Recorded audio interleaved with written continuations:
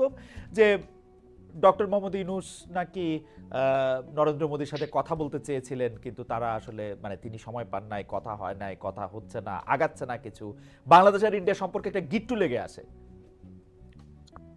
ওকে, আপনি অনেকখানি প্রশ্ন করেছেন, আমি একটু উত্তরটা একটু জি সংক্ষেপে বলার জি সময় নেওয়ার চেষ্টা জি করি। প্রথমে আপনি যে বাংলাদেশের সোশ্যাল মিডিয়ার কথা যেটা বলেছেন, তাদের কিন্তু ভারত বিরোধী কথাবার্তা আছে, আমি মানি, কিন্তু সেটার পরিমাণ আপনি যদি দেখেন, সেটা ভারতে বাংলাদেশ বিরোধী যে পরিমাণ ভয়ঙ্কর ভাবে প্রপাগান্ডা চলছে, সে তুলনায় এটা কিছুই না। সেটা অত্যন্ত নগণ্য পরিমাণ আমাদের এখানে, আমি বলবো। আহ, ভারত কেন করছে এটা তো আমরা জানি না, প্রথমে যে কেন তারা এরকম ভূমিকা নিল। আপনি একটা জিনিস খেয়াল করে দেখুন, পাকিস্তান থেকে একটি জাহাজ এসেছিল পেঁয়াজ এবং কটন ইত্যাদি কিছু জিনিসপত্র নিয়ে। টেলিগ্রাফের মতো পত্রিকা সেটাকে বলেছে যে এটাতে অস্ত্র এসেছে এবং এটা ভারতের জন্য মানে নিরাপত্তার জন্য হুমকি, উত্তর পশ্চিমের সন্ত্রাসীদের কাছে মদদ দেওয়া হবে, ইত্যাদি ইত্যাদি। এখন এই ধরনের একেবারে কাণ্ডজ্ঞানহীন, আমি শুধু সূত্রহীন বলবো না, কাণ্ডজ্ঞানহীন কথাবার্তা বলার কোনো একটা মেইন স্ট্রিম পত্রিকাতে, টেলিগ্রাফের মতো, টেলিগ্রাফের অনেকের সাথে আমার খুব ভালো জানাশোনা ছিল কলকাতায় থাকতে, এটা অবিশ্বাস্য। এটা কেন যে ভারতীয় মিডিয়া এরকম একটা ন্যাক্কারজনক ভূমিকা নিচ্ছে এবং কেন তারা এটা করছে, সেটা তারাই ভালো বলতে পারবে। আপনি যদি সম্পর্কের কথা ধরেন, এটা কিন্তু সঠিক নয় যে হ্যাঁ, আমরা যখন দায়িত্ব নেওয়ার পরে ডক্টর ইউনূস নরেন্দ্র মোদীর সাথে কথা বলতে চেয়েছিলেন, কথা কিন্তু বলেছিলেন, আমরা ব্যবস্থা করেছি, উনি আলাপ করেছেন। এরপরে নিউ ইয়র্কে যেটা দেখা হওয়ার সম্ভাবনা ছিল, সেটা সম্ভব ছিল না, এই জন্য যে আসলে নরেন্দ্র মোদী চলে আসার পরে আমাদের প্রফেসর ইউনূস পৌঁছেছেন, কাজে এটা আসলে তখন সম্ভব হয়নি। এছাড়া আর কোনো সুযোগ ঘটেনি যে একসাথে দেখা হয়। যদি সুযোগ সৃষ্টি হয়, এক জায়গায় দুইজন থাকেন, তাহলে যে দেখা হবে না সেটা আমি বলবো না। আহ, তবে কথা হচ্ছে যে শুধু ওই দুইজনের দেখা হওয়াটাই তো বিষয় না, আমাদের সার্বিক জিনিসটা দেখতে হবে যে আমরা তো প্রত্যাশা করব না যে একটা ঠুনকো অজুহাতে ভারতীয় কর্তৃপক্ষীয় লোকজন বাংলাদেশের ব্যাপারে ওই আপনার যে হিন্দুদের নিরাপত্তা ইত্যাদি নিয়ে কথা বলবেন। আপনার মিডিয়া বলে সেটা হলো একটা কথা, আর অফিসিয়াল রুম থেকে যখন বলা হয় সেটা কিন্তু সম্পূর্ণ অন্য বিষয়। বাংলাদেশের হিন্দু সম্প্রদায় এবং সব সংখ্যালঘু এবং সংখ্যাগুরু সম্প্রদায়ের নিরাপত্তার দায়িত্ব বাংলাদেশের, এটা দায়িত্ব আর কারো নয়।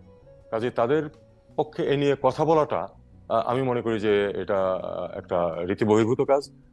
আমরা তো তাদের কার কি নিরাপত্তা আছে না আছে সেটা নিয়ে আমরা তো কথা বলি না, তাহলে ওনাদের এ নিয়ে কথা বলার তো আমি কোনো প্রয়োজন দেখি না। এটা বরং এটা বলাতে অসুবিধা হয়, যেটা অন্যরা আরো এনকারেজ হয় এটা নিয়ে স্পেকুলেট করতে। আর বিশেষ করে যেখানে এই তথ্যগুলি সঠিক নয়, আহ, একজন ব্যক্তিকে অ্যারেস্ট করা হয়েছে, সেটা সঠিক হয়েছে কি হয়নি সেটা কোর্ট দেখবে, সেটা নিয়ে বিবৃতি দেওয়ার আমি কোনো কারণ খুঁজে পাই না। ওকে। আর যদি আপনি সম্পর্কের কথা বলেন, আমি আগেও বলেছি, প্রফেসর ইউনূসও বলেছেন, আমি আবারও বলতে চাই, আমরা একটি ভালো কার্যকর সম্পর্ক চাই, দুপক্ষের আহ পারস্পরিক স্বার্থ রক্ষা ওকে। করে একটা কার্যকর সম্পর্ক আমরা দেখতে চাই। এখানে একটি কথা আমাদেরকে অবশ্যই মনে রাখতে হবে যে আমরা আহ, আহ, এটা স্বীকার করতে হবে যে 5 আগস্টের আগের সরকার এবং তার পরবর্তী পরিস্থিতির মধ্যে ভারতের সাথে সম্পর্কের পরিবর্তন হয়েছে এবং ওকে। সেটাকে মেনে নিয়েই কিন্তু আমাদেরকে এগোতে হবে।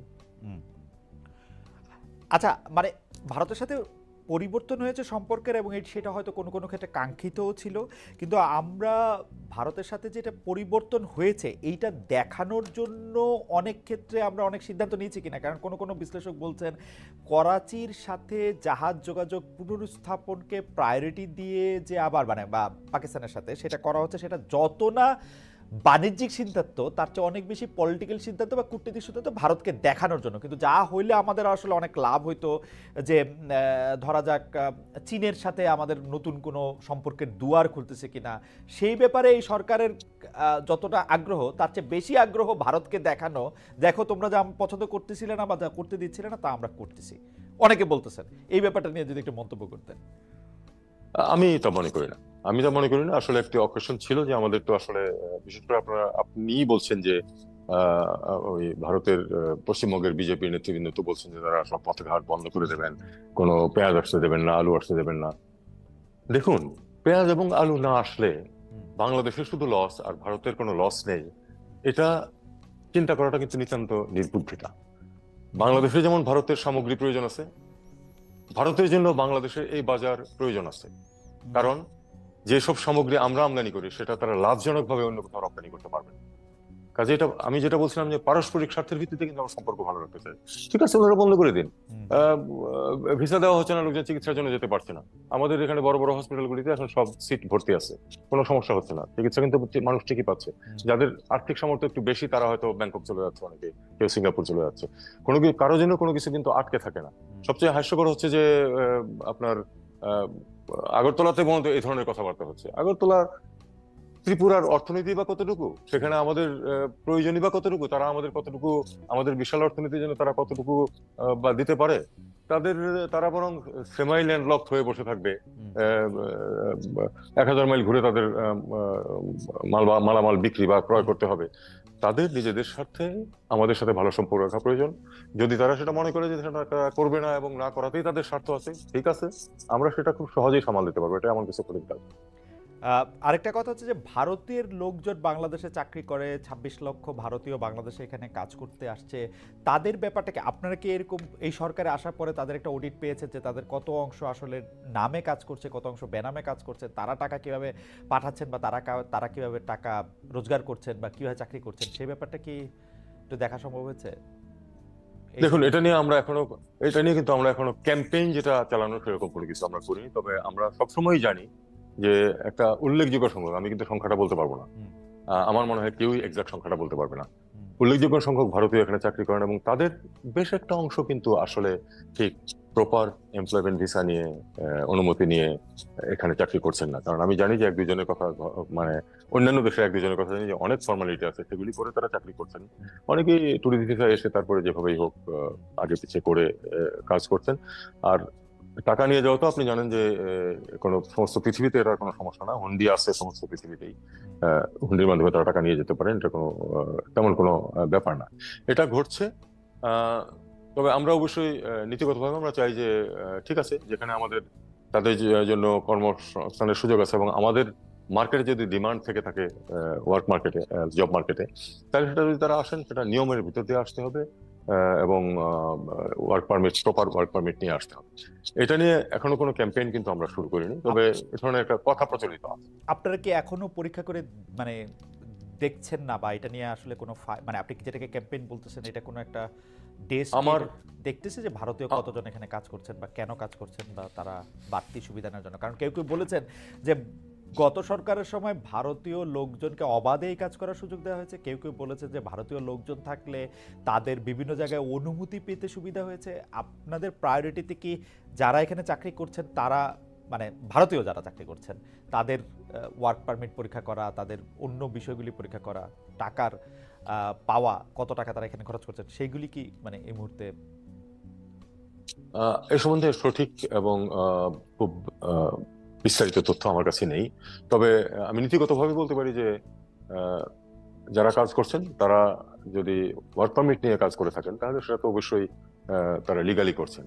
যদি ওয়ার্ক পারমিট ছাড়া করে থাকেন তাহলে যে কোনো সময় তো তাদের বিরুদ্ধে মানে কি তাদের এমপ্লয়মেন্টের বিরুদ্ধে ব্যবস্থা নেওয়া যায়। এটা ভারতের আইনেও আছে, আমাদের আইনেও আছে।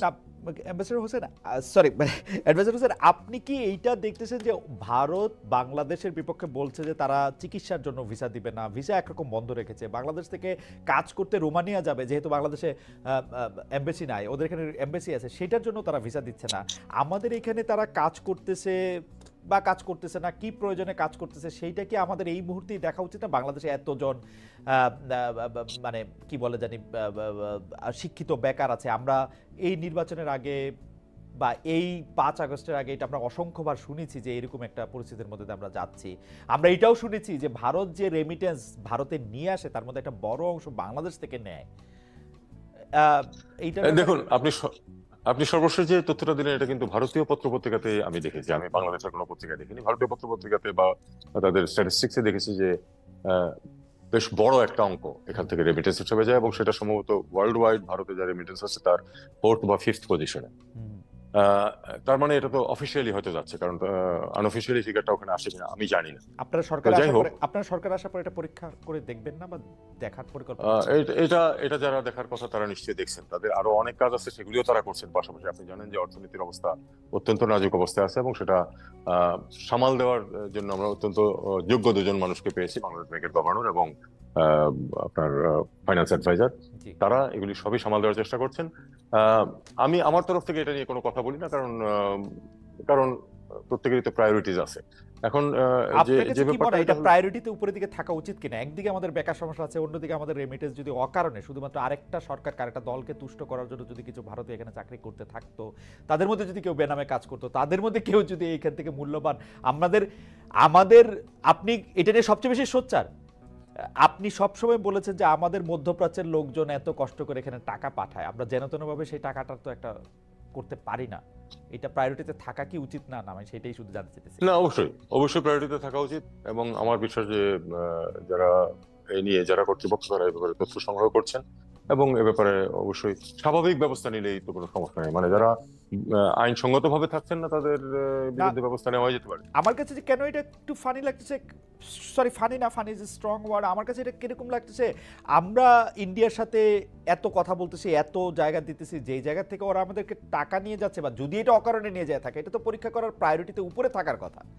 এইটা প্রায়োরিটিতে পেছনে কেন? মানে আমি কিন্তু একই প্রশ্ন বাংলাদেশ ব্যাংকের গভর্নর এবং বাংলাদেশের ফিনান্স অ্যাডভাইজারকেও করতে চেয়েছি, করেছিও, মানে আমি ঠিক জবাবটা পাই নাই। কেন এটাতে দেরি হচ্ছে এটা আমি ঠিক জানি না।